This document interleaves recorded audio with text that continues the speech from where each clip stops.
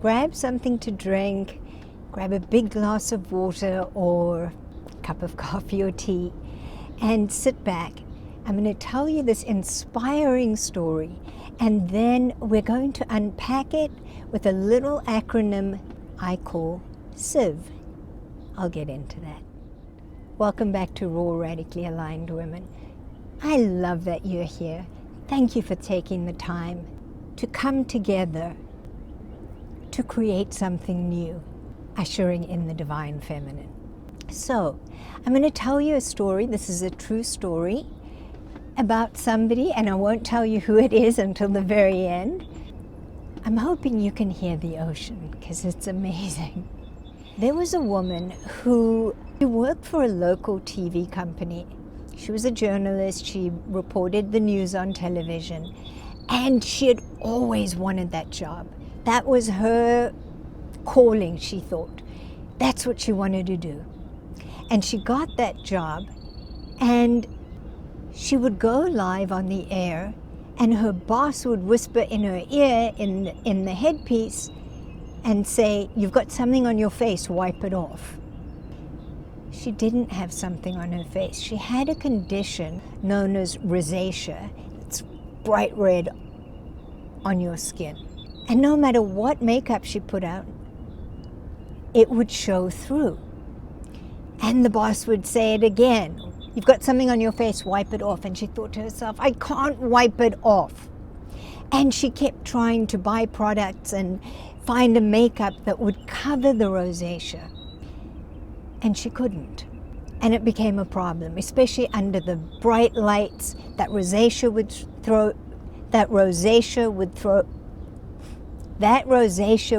show through. And we're supposed to look perfect. So eventually she said, "I'm going to have to quit this job," even though it was exactly what she wanted. That's what she wanted to do. She thought, "I'm going to have to quit this job. There's nothing I can do." So she did. And here's the thing. She said, "If I have this problem, I can't be the only woman. There must be other women who have similar problems who don't have a solution." So she decided, let's get comfy up here. So she decided that she would try and develop a product that would cover properly. So she went to chemists, she went all over, tried to get people to get on board and develop this product. And the chemist said, "No, we don't know you. Who are you?" Basically, she was wanting to break into the makeup market, which was clearly not very open. Anyway, she was very persistent. And she finally found somebody, and they developed a product. And the product was amazing. It worked. It actually covered her rosacea. So her and her husband started a company in their sitting room. And she tried to get this product into other stores, but nobody was interested. So eventually they put up a web page, and she thought, a couple of testimonials, people she knew, they loved the product, it worked. And she thought at least they'd sell and start generating some income. But it didn't really sell. In fact, she asked her husband, "Is the website broken?" And as she tells it, a couple of weeks later, she was like, somebody bought, and she ran to her husband and said, "Yay, we got a sale." And her husband couldn't tell her right at that moment that he didn't have the heart to say, "That was me, I wanted to test that the website was working." This went on, and she did everything. She worked her butt off, they both did. Every aspect. She kept writing emails. In fact, she developed a persona that was like her assistant to try and make appointments to get into Sephora's, a big makeup house here, or into the pharmacies. Nobody was interested. Month after month after month. She tried to get into QVC, which is a home shopping network. They weren't interested. Nobody. And she looked for investors, and finally an investor said, yes, I'd like to meet you. So she was elated. She flew to Chicago to have this meeting with this investor. And the investor said to her, I actually think you have a great product, but I'm going to pass. And she was a very smart woman and a humble woman. So she said, maybe I should ask him why, so that I could learn. Maybe there's something to learn. So she asked him, would you mind sharing with me your reasons for passing? This is an ouch. And he said to her, I don't think women will buy makeup from somebody who looks like you. She's a very attractive woman. No, she's not a, model, perfect, twiggy, thin. That really hurt. That really hurt. So she had to keep, picking herself back up and staying in her vision. She had a vision. She wanted to bring a message. She wanted to make a change in the makeup industry where everybody looks so perfect, so that makeup was more about how we all look. That was very close to her heart. Anyway, this went on for a couple of years.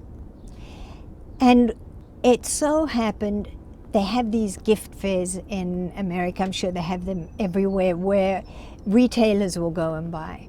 So she was at one of these, and she happened to meet somebody from QVC, and they kind of connected. And this woman introduced her to the head of QVC. So they had a phone call. And the head of QVC said, I will give you a 10-minute slot. You're going to have 5,000 products, and you need to sell those out in that 10-minute time period, or you won't be invited back. And you'll take the hit. You will cover the cost of those. So they had to produce, all these products, not knowing if they would recoup it, which brought them to the very edge of bankruptcy because they just kept investing. And, she had hustled. She'd gone into the top stores and personally handed out samples and sent the product to people. And, she'd done all this legwork.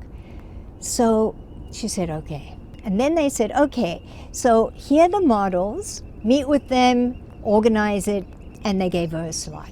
And she said, I'm wondering if I could just get ordinary models. And, the top people, the top salespeople, the top advertising people at QVC said, you need these models, or you're guaranteeing that you're going to fail. So she went down to her car, and she sat in her car, and her heart was heavy because she really wanted to bring a message that all women are beautiful, that it wasn't about being perfect with the perfect little nose and, or a big high gloss, the high fashion magazines. So she sat in her car and she started crying. She said, I don't know what to do. God, please, I don't know what to do. We're on the verge of bankruptcy. If I don't sell out, that's it. And yet that doesn't feel right. It just doesn't feel right. That's not the message. That's not my, vision. So she made a decision to not go with those models. So it came to the time for her slot. She had a co-host. QVC usually has a co-host. And she was super courageous. She decided she would go on camera with no makeup so that she could apply the product on camera live and people could see that it worked. And she did that. She was super nervous. Her hands were shaking. The co-host was, supporting her. Bottom line, they sold all the products. That company went on to become known as It Cosmetics, very well known It Cosmetics, which she then sold later to L'Oreal for over $1 billion. Not just that, she retained running rights in the company. Her name is Jamie Kern Lima. I love that story so much because I said to you, Siv, what do we learn from it? She had clarity. She wanted to solve a particular problem to help people. She had a vision for it. She wanted to create a problem. She was clear on what she wanted to do, and she committed to it. CC, clarity, she committed to it. She did it day in and day out, regardless of the results. Integrity. She did not sell out. She didn't let fear make her decision, which brings us to V. You've got to know your values and you've got to be clear on your vision. You've got to do the inner work to know your values. Her value was promoting a different standard, changing the face of beauty, which brings us to V. She had a vision. She had a why. So that when things didn't, when she kept hitting these roadblocks, there was something greater that allowed her to keep going. And one more. She turned to God when she really didn't know. She had faith. She practiced that faith, right? She depended on something greater than herself. So if you have a dream, if you have a vision, I want you to remember Jamie Kern Lima. She's around. She's published a book. Isn't that an incredible story? Tell me what your biggest takeaway from this was.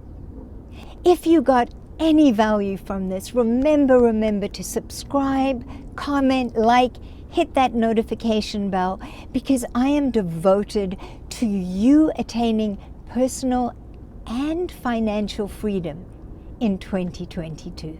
I love you. Namaste.